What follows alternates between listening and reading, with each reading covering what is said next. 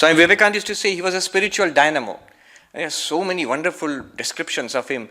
He would go to all these holy places, not as an ordinary pilgrimage, because wherever he would go to the temples, Madurai, Vishwanath, Puri, he would see the deities, he would have visions, direct visions of the gods and goddesses there. And often he would go into ecstasy. There's a description of how he went to the temple of Vishwanath in Kashi once, and instead of going into the temple once, there was this sweeper sweeping the precincts of the temple. Swami Brahmananda went there and took the broomstick from his hand, and the sweeper wouldn't let go. So Swami Brahmananda gave him a coin and then took the broomstick away, and for 2 hours, in front of such a large crowd of people, including monks and devotees, they watched awestruck as in an ecstasy he swept the temple. And he said later, I got such a divine joy out of it, more than actually having the vision of the deity. And there are so many such incidents. Every place he went to, he had a vision of the presiding deity there. Once he was in the south, in Madras, then in Bangalore.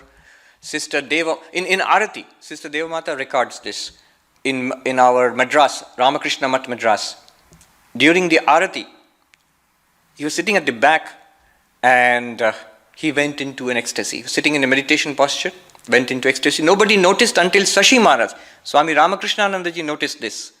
And he pointed out to Swami Brahmananda, who was lost to the world, a faint smile on his lips just after Arati. And when others looked at him, the description is so vivid, when others turned around and looked at him, their minds rose to a very high plane.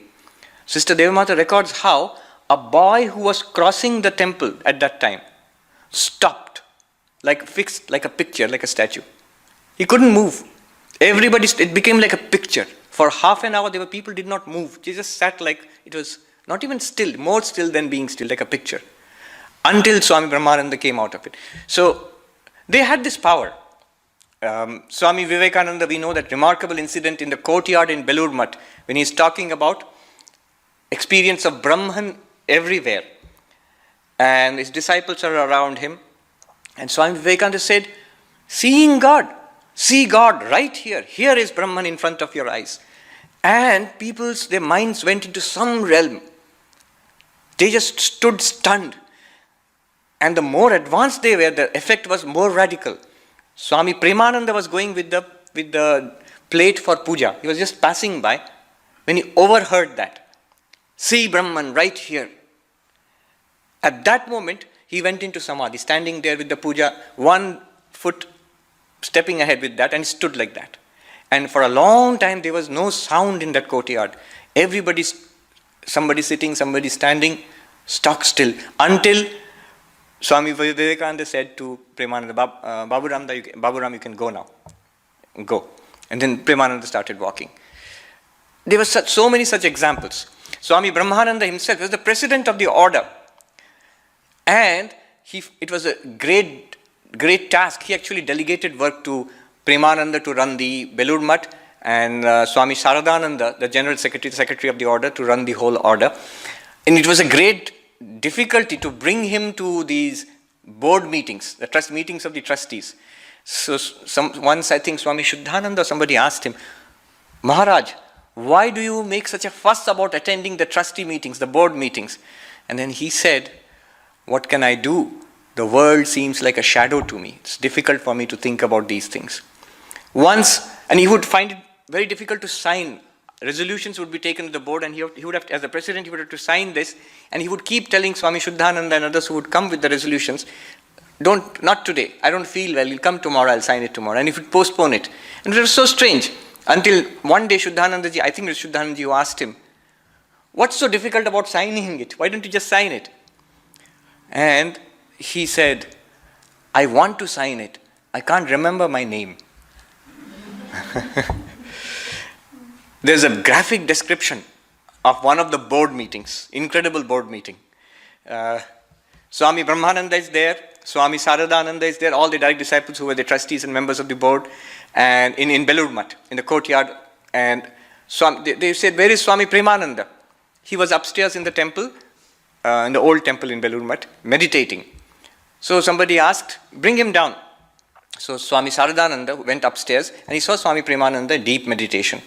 Now Premananda was slightly built and Saradananda was a huge man. So Saradananda bent down, caught hold of Premananda and picked him up in meditation and brought him down. And when he brought him down, in the midst of the other monks, including Brahmananda, Shivananda, I think Turyananda also was probably, Subodhananda was there. Premananda landed lightly on his feet, went into an ecstasy and started dancing. And around him, and Swami Brahmananda went into an ecstasy, Swami Shivananda went into an ecstasy, and they started playing this khol. And the other monks gathered around to see this divine sight, and the whole board meeting dissolved into singing and dancing. And that was the end of the board meeting. But Swami Brahmananda had an eye on administration. Not only Belur Math, everywhere. So many things, traditions which we have, the Ramnam which we had today, was introduced by Swami Brahmananda. Even the Nagalingam flowers you see in Belur Math, they were introduced by Swami Brahmananda. Some items of diet, some certain South Indian dishes he liked, which he bought and made part of the Belur Math routine. And so many things, so many adjustments he made to the whole order, started so many centers, Bhuvaneshwar for example. Once there was a dispute among the two ashrams, Home of Service and Advaita Ashram in Kashi, Benares. And Swami Brahmananda, and nobody could resolve it. Even Turyanandaji and Saradanji couldn't resolve the problem. Swami Brahmananda said, don't do anything, I'm coming. When the people who were fighting among each other, quarreling, some new novices, monastic novices, they heard the president of the order is coming, they were scared. Because they thought they might be punished, or there'll be meetings and there'll be a show cause. And nothing happened. He came and he did not say anything about the quarrel. He just said, in the morning you come and meditate in front of me. In the evening we will sing devotional songs, meditation, and there'll be question answers. 1 day, 2 days, 3 days. Within a week, a fortnight, all the quarrels disappeared. Everybody's mind rose to such a level that all those little issues, one of the ringleaders, one of the most quarrelsome monks actually, he went away to the Himalayas to spend his days in meditation. So things like that happened around him. Funny things happened too. Everybody liked it so much sitting near him. One day in Kashi they have a system, the monastic community. Monastic community, they have feasts, they are called Sadhu Bhandara. So everywhere they will go around inviting to all the ashrams that on such and such date there will be a feast for monks in such ashram, and you are to send 5 representatives or 10 representatives or so many people from your ashram.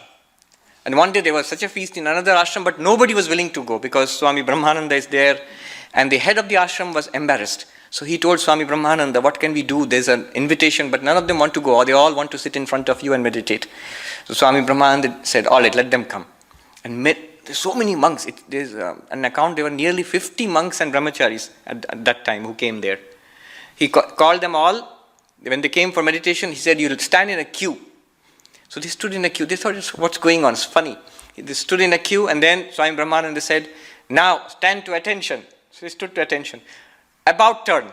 And so they all turned around, and he said, now start marching to that center for the feast. So funny things used to happen. Even in Belur Math, he would keep an eye on what was happening. Premanandaji was an ecstatic mystic too. And he had this tendency, his loving mother heart. He would give away things from Belur Math, food, all the things. There was almost nothing to give in those days, but he would give it away anyway.